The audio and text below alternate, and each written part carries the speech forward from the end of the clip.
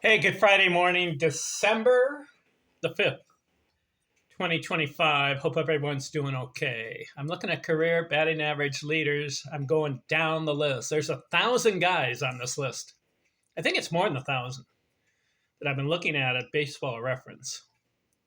I've covered about 300 and maybe 75 by now. I'm going to keep going. Some videos, I focus on one ball player. If he had a really good career, 15 to 20 years. He's got some highlights and stats and accomplishments. I'll devote a video to him. Other videos, I'm going to combine guys. If they haven't done much in their career, just mention their name, point out a few things, and go on to the next guy. I think this video will do that. So let's start with Heinie Groh. G-R-O-H. Groh?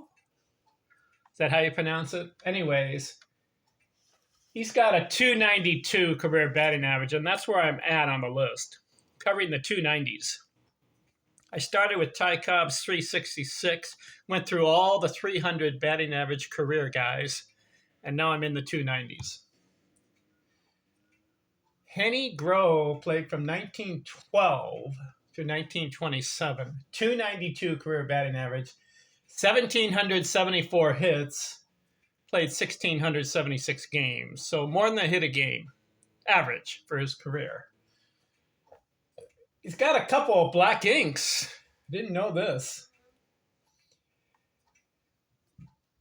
First one I see here, 1917, he got 182 hits in the National League.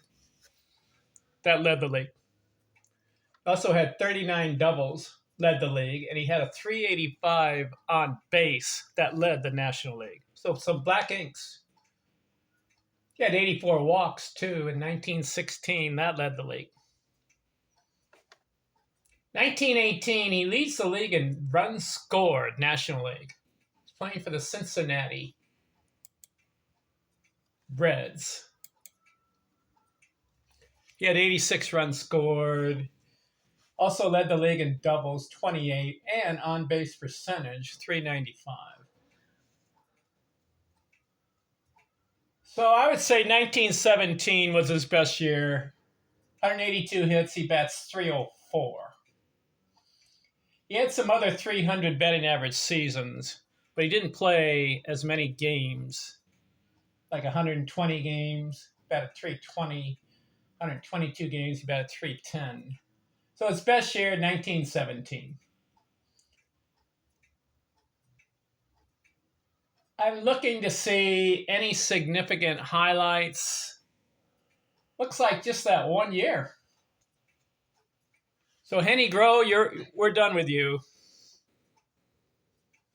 292 career batting average. Next guy I want to look at. Go down the list. Mule Haas. Have you heard of him? I haven't. He finished 292 career batting average, 1,257 hits in 12 years. Any highlights? Looks like 1929 for him. 181 hits, bats 313. He did score 100 runs one season, 1929, 115. He played in the 20s and 30s. But he's on the list, Mule Haas. Nothing else to look at, no black inks. Next guy on the list, Reitz. 7 years in the league, but he's on the list. 292 career batting average. Any highlights? 801 hits in 7 years.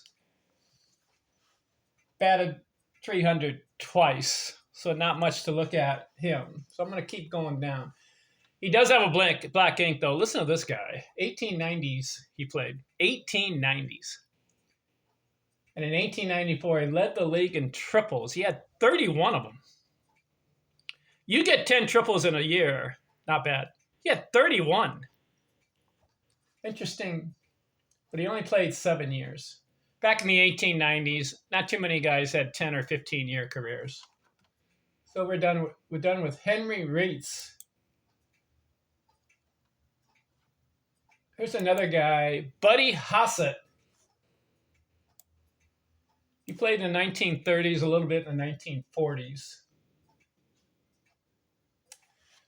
This guy's not bad. Buddy Hassett, listen to this.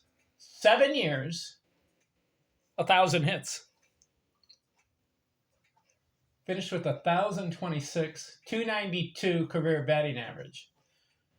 I always like to project. So he plays 7 years, 1,000 hits. If you double it, 14 years, he has 2,000 hits. And if you triple it, if he played 21 years, he's on a pace for 3,000 hits. But he's a guy that got caught up in the 1930s and 40s. And what happened in the 1940s? A lot of guys went into the military, and he did. He went 3 years. And after that, he stopped playing. He had a high of 182 hits in 1939, batted .308. 1936, excuse me. 1939 had 182 hits, but that's not as high. 1936, this guy's 24 years old. He had 197 hits and batted .310. So your rookie season, not too many guys in their rookie year break out. I can think of about maybe 10 to 15 guys that have stellar rookie seasons. This guy is one of them. 197 hits. But he only played 7 years. He served in the military and didn't play baseball after he came back. So we're done with him. Here's another guy. Dmitri Young. A little bit more recent, 1996 through 2008, 13 years, 1,389 hits, 1,364 games.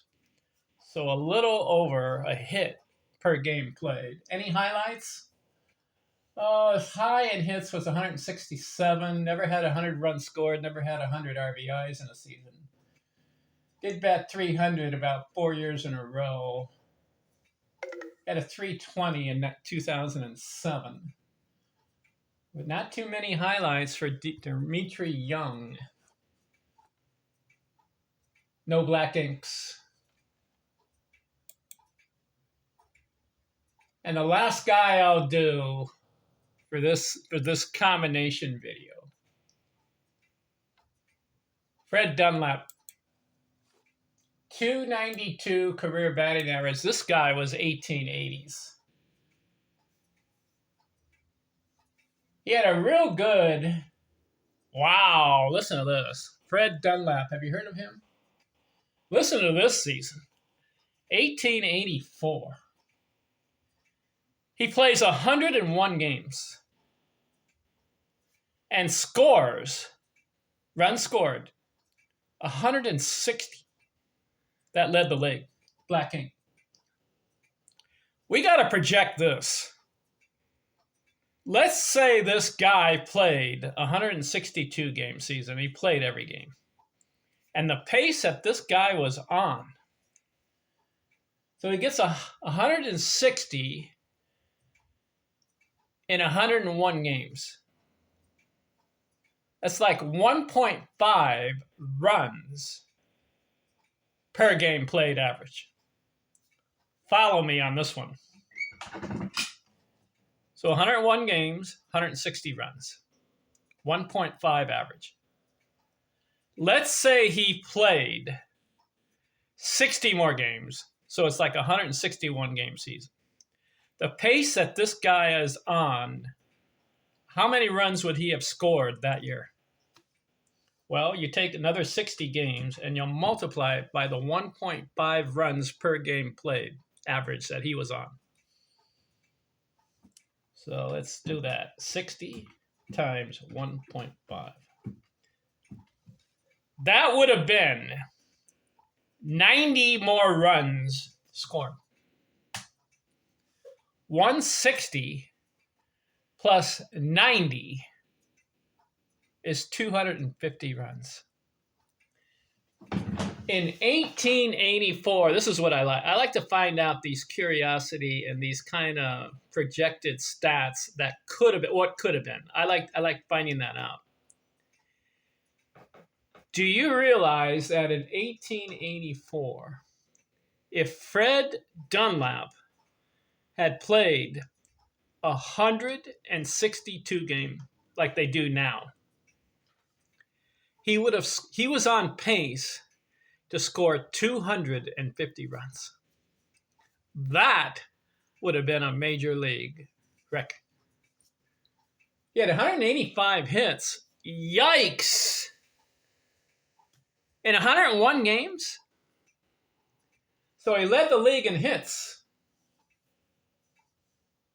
that year. Listen to this. If he was averaging 1.8 hits per game played for this season. So what we have to do is we have to project and we have to presuppose.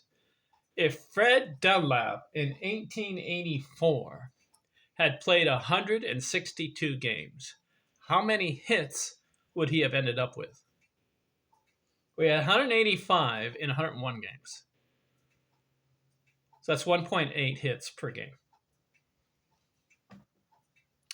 Let's take 60 more games times 1.8. That's 108 more hits. Do you realize that Fred Dunlap in 1884, if he had played 162 games, the pace that he was on, he would have had 286 hits in 1 year. Whoa! He batted .412. Not too many guys bat 400 or better in their career in a season. Just a handful. I think it's about 10 to 15 guys that batted 400 or better in a season.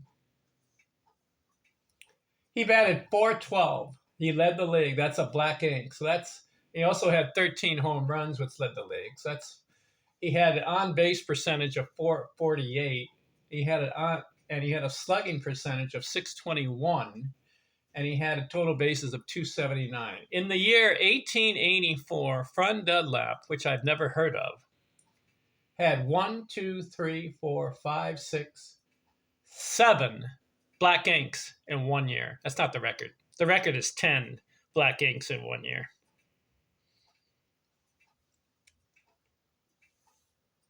Whoa. I'm looking at also Fred Dunlap's rest of his career. I don't see too many other highlights, but in 1884, he broke out. What a year. Too bad he only played 101 games, huh? Oh, man.